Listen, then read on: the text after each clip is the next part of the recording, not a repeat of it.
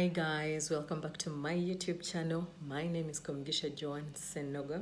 As I've already said, for those who don't know me, I'm very happy to be back. I know it's been a while, but yeah, a lot has been happening. It's a bit, there's COVID running around, so your girl has been down. Yeah, a lot of coughing, flu, but I feel better and I feel fine now. Yeah, and I thank God for that. One of the things that I have, like going through this process again, has made me like remember what it felt like to have COVID when I was in Poland. And I said, why not talk about it? Like you people are like family now, so you deserve to know what was going down, what was happening to me. And so, yeah, you deserve a story tell. So, in, I think it was September. Yes, it was 1st September of 2020. Yes. So I had been working with Oriflame, and then that is when COVID struck, and it was, I think COVID started around March, February, like being too rampant, and cases going high in March, February, March in Poland. And so because of that, many people lost their jobs, and I lost mine too. By then I was working with Oriflame. So I remember I sat home for around like 2 months. Yeah, and I was just praying and believing God for a job, and most people were not hiring anyone. They had this thing of like, we don't know where the economy is going, so we cannot hire anyone. Or like some even had fear for like Africans. They see as if you're the one who has like COVID, for those who are like, you know but it was very hard to get a job, even for the Polish people themselves. Even some Polish people lost jobs. Yeah, so it was very hard, and I sat home for 2 months. And as I was there waiting, some friend of mine from church, he's called Dionis, and he's a very nice guy. He knows God. So Dionis tells me, like, we were in time of sharing like prayer requests. So in our church in ICF, in Warsaw, like, you stand up and you talk about what you're thankful to God for, and then later on you talk about what you want to be prayed for, like people join in to pray with you. So I remember and I was in worship team, so like I didn't have like any fears or like, yeah. So I stood up and said, I'm Kumgisha Joan, and I'm believing God for a job. So after I think it was after the service, so I go to the bus stop and I'm going home, and this guy, Eunice, tells me, he's like, actually, they're hiring people at H&M. I think you should join. So I'm like, really? Like, yeah, and they want many people, and they had let go of so many people at Oriflame. So I knew so many people that would need jobs. Yeah, so I was so excited about it. I told him to help us check. He gave us the numbers and all those things. So we went to the agent that was connecting us there. We took all our documents. Like, it's very hard to work in Poland if you do not have legal documents. It's very hard. So I thank God that we had every legal document. I had my passport, I had my residence card, I had everything, like everything I needed, yeah? And so my working permit, I had everything. So we go to H&M, and they tell us, you know what, you'll be starting in a week or two. So we are excited, we start working, everything was going fine, and before I knew it, COVID, like, there's a way it had like gone a bit down. So people are no longer worried. Masks were not really, And this was like September. No, it was in March, April, May, in June. Yes, in June. So in June, we start working again because I sat for 2 months, and then in June we started working. And out of the blue, COVID comes again. But we did not realize. So we work, but we're having fun. We do not care. We are not wearing masks. We don't it really like. So one day, I had some Indian friends that I used like they used to pair me with them so much, and we got to know each other. Those ladies are darlings, yeah. There was Niha. I can remember Niha because she was the one who was most talkative, and like she would make us laugh a lot. You're at work, but she would crack jokes to make you forget the hard work you're like really involved in. So that day I remember I was working with Niha and some other two Indian ladies.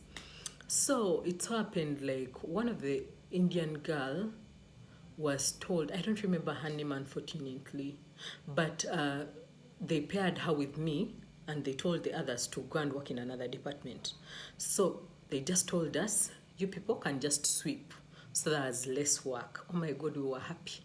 So we go start sweeping while conversing, like 8 hours, you're just sweeping around, because the machines were down, or like all those places for the machines were occupied, or like the people who are responsible like for commodities are already there. So we were like extras that day, and we didn't have what to do, so it was mainly sweeping. So she tells me, she's like, oh, I'm thirsty, let's go drink water. I'm like, yeah, let's go. But I had stayed with her the whole day. And then we go to the water dispenser, and we find only one glass. So I'm like, let's drink. So she pours water, drinks first, and then gives me the glass. And I also drank. So we go, then they told us it's time for, it's time for like, was it a break? So we still came back, and we were free. So after that, we would take buses back home. And I remember I worked with her on Friday, and was it like on Monday or Tuesday? They send a message, and they're like, all people coming from Warsaw, the bus number this and this and this are going to stop working because one of you was infected with COVID. So I'm like, infected with COVID? So they tell us, unfortunately, we cannot let you know who the person is, but yeah, so all of you will only report back to work if and only if you have like documents showing that you're fine after the testing. The good thing is that in Poland, testing is free. Like they put so many serving like stations like for you to go and check if you're fine. Yeah. So I remember, but before we were told, no, actually, I worked with her the Friday before. So this was like after a week dragging through, yeah, because she stopped coming to work around like Wednesday. I worked with her on Friday, then Wednesday she stopped coming. But during that time, I developed like a very dry throat. Honey, like dry. Do you know, like I would want water. I would be sleeping, and out of the blue, I feel like I'm going to swallow my tongue. Like when my mouth is that dry, like I'm going to swallow my tongue. And then I would wake up. So I had learned to keep a very big water bottle next to me, and I would wake up and, like I'm dying. So I told my roommate, I'm like, you know what? Something is not right. Like, and then out of the blue, I started sneezing. all the time. I'm like, something is not right. But mainly it was me being thirsty. So I developed some little flu, but because I always had allergies due to the weather, and then also I would also have some allergies in summer. I don't know, because their heat is real heat, not like hotness with some breeze. So I would develop some allergies, and then we were in summer, so I'm like, maybe it is this what?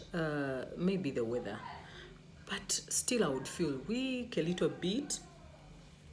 So when they tell us, going back to the day we are informed that one of us is sick, I remember one of my friends, and she's a very nice hairstylist. She's from Guinea. She's called Villa. Villa was making my hair when I was in Poland. She's a very nice girl. So I remember Villa had come to make my hair. And that day, she had come to make my hair for free. She was like, you know what? How you've been having your hair for a while. Let me come and do it for free. And I'm like, wow, that's so nice. Thank you very much. What? So Villa comes over to our, it was more like an apartment. And then she comes. And then my other friend Maureen also comes to visit. So we sit down, and Villa and Maureen help me with my hair. So we found out, like, we were informed about not working when we were all together, and how, like, all of us were working at H&M. So immediately we panicked. Then I told them, I'm like, you people, I don't mean to confess wrongly, but I think I have COVID. And they were like, what? I'm like, I don't know, but I've been feeling weird lately. So I go to my inbox, and then, like, I did not know that it was COVID, yeah? So if I knew it was COVID, I wouldn't have let Villa touch my hair or like that. But I just felt something was wrong, but I did not think it was COVID. So it's after us finding out, like, them sending us messages from H&M. They're like, you people, what and what, who are sick are not going to come to work. One of you are sick. So that's when I realized, and I'm like, oh my God, I think I have COVID. That is why I've been sneezing. So I tell them, and they're like, you know what, Joan? We don't need to waste any more time. Let's go and test now. Because I think it was a Saturday. And we're like, let's go test now, so that on Monday we can be able to work if we are fine. So immediately, it was evening, almost 6. I remember we left home at like 4:30, and the bus was, the tram that was taking us was going to take like 30 minutes. So we got to the place that was going to check us really late, like at around like 5:30 or 6. But they still gave us chance and tested us.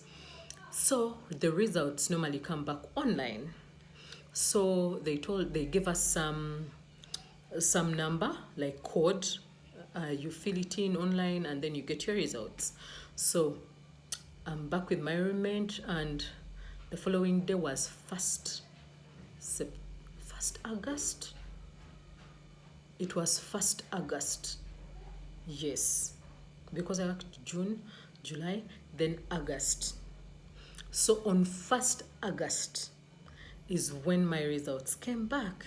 And I'm here in the room, feeling funny.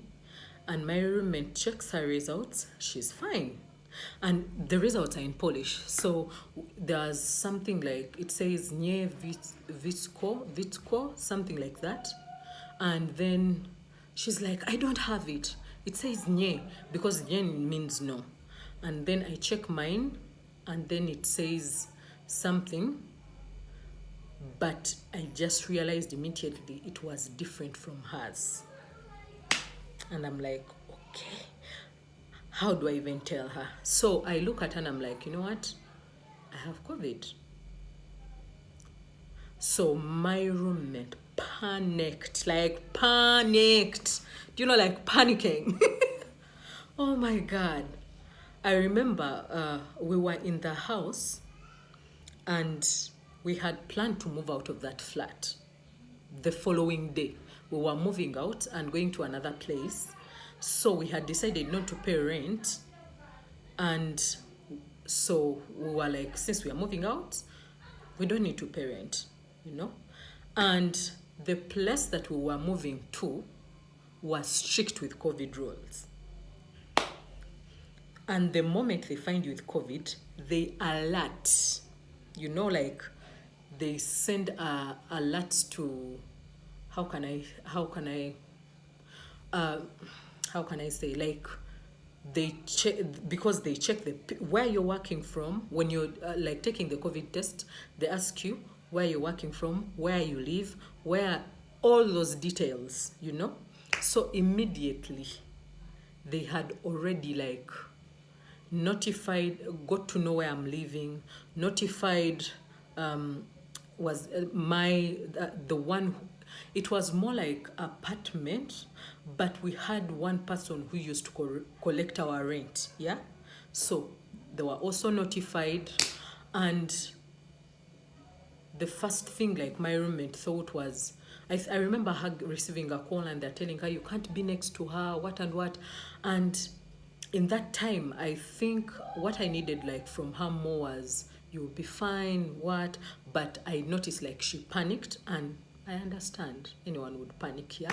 So she panicked really, and then she packed her bags immediately, did everything quickly, and before I knew it, she was gone. So I'm standing in the room. We did not pay rent for the room, and we were supposed to be leaving. So I remember we were paying that, that room was around, in Ugandan shillings, we were paying 1.6, 1.68, 1.68, yeah, million, yeah. So like I looked at that money, and because I was working with H&M fine, we were getting money, but I had been like, I constantly got knee issues, and going to the doctor, they told me I have a degenerative knee disease. So I couldn't stand for long hours. So I noticed like a month I would work like maybe 2 weeks, and that means less money. So, and back home I was also dealing with some things.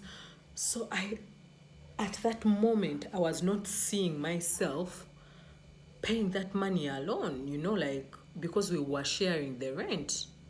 And I'm like, now what am I going to do?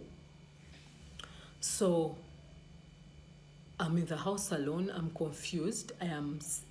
Just got the news that I'm sick, and then I call. No, like the guy who collects rent comes, and he tells me, I've just been informed that you're sick, and unfortunately, because we share some things like the kitchen and what, you cannot be here. And the fact that you cannot also pay the rent, it makes it worse. So I'm trying to process, what should I do? Like, should I pay? Because that room, they could allow you to pay like for 2 weeks, and you stay in while you know. So I'm thinking, should I pay my half of the month and then quarantine in this room? But then I'm like, I'm supposed to quarantine for 2 weeks. So what if I become fine then? Where will I get the balance? You know, like it's last moment. I'm trying to, you know, think about all these things. Then that is when the fear of I might be dying knocked in. Like reality. I remember sitting on my bed. I first held on, like, because all that time I had not cried, I had not processed anything. But after he went, I just told him, give me some time, I'm going to give you an answer. I locked the door and sat on the bed. And then I was like, okay, now what next? Then I thought about it, Joan, do you know that you could be dying? Joan, do you know that when you die of COVID, they do not take even your body back home? Do you know if you die, it can kill your father immediately because he has a stroke? He had a stroke, he's sick, and he cannot talk. And now if he hears about your death, it could kill him too. Do you know that your relatives are not going to see your body? Joan, you came to Poland to die? You know, like all those thoughts came in, and I remember I held myself and I couldn't take it anymore. I cried. I cried. Like, it was too much pain. I felt alone. I felt far from home, like very far from home. And yes, I was far from home, but very far, like distant. I'm like, I didn't. Then immediately, like when I was crying, it came to mind. I like, Joan, you're a Christian.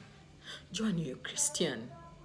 Joan, you're a Christian. And when I got like that remembrance immediately, I wiped my tears and went on my knees. I told God, I did not come to Poland to die. You told me I am here for a purpose, and I want to see that purpose come to life. And I kept quiet for some time. And as I was keeping quiet, I remember the only voice I could hear was, I think he spoke two words. One, he said, I'm making all this for your good. All things are working together for your good. And then two, he said, I will make all your crooked path straight. So I'm like, those are like verses in the Bible. I'm like, okay. I got strength, stood up, told the guy, I don't have money to pay. I don't know where to go. And then he told me, I think I'll help you with your things out. Remember, we had already even packed, yeah? Because we thought we were going to the other apartment. But they were already notified I couldn't go there, yeah? So I get my things. And once I'm packing, I'm like, why not call church? I'm a minister at church, so why not talk to them? So I called Pastor Scott and I tell him, I'm like, you know what, Pastor Scott, I've just been diagnosed with COVID. I found out now, and unfortunately, I'm being thrown out of the apartment because we had already planned to move out. I had already spent all the money I had in securing the new apartment. So I don't know what to do. I don't know where to start. I am confused. And then he tells me, what? I'm like, yeah, right now I'm seated at the gate with all my things and I'm being thrown out.